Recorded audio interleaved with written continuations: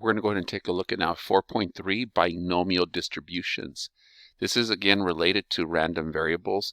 In this case though, we're looking at a variable where there is only two outcomes, hence the word binomial. What we mean by a binomial distribution, right?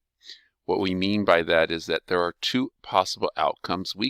Formally we call success and failure, but the context determines what we call success and what we call failure. For example, as a simple way of thinking of things, flipping a coin 100 times and counting how many times it lands on heads results in a binomial distribution. The procedure of flipping a coin, and every time we flip it, we call a trial. Let's continue to add.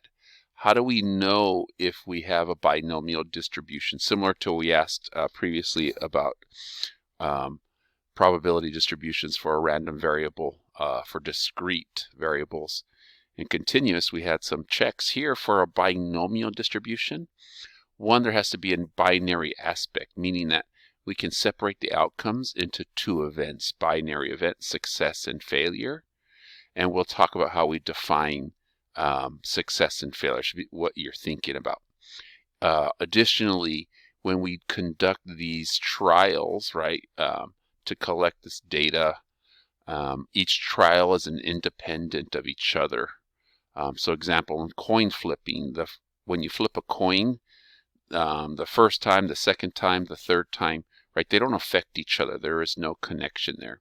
And the probabilities for each trial remains the same. That's an important condition for a binomial distribution.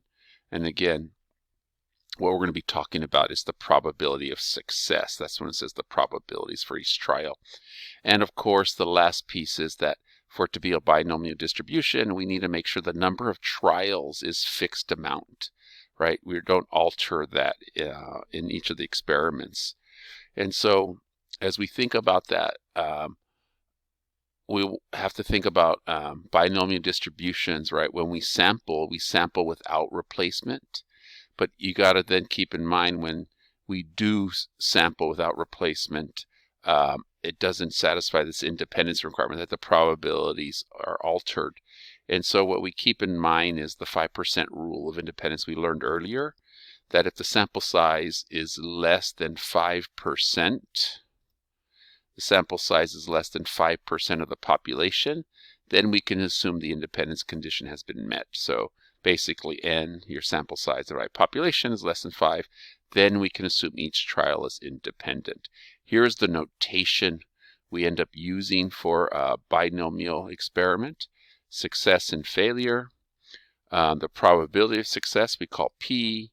The probability of failure, again, we define what that is 1 minus P. It's the complement.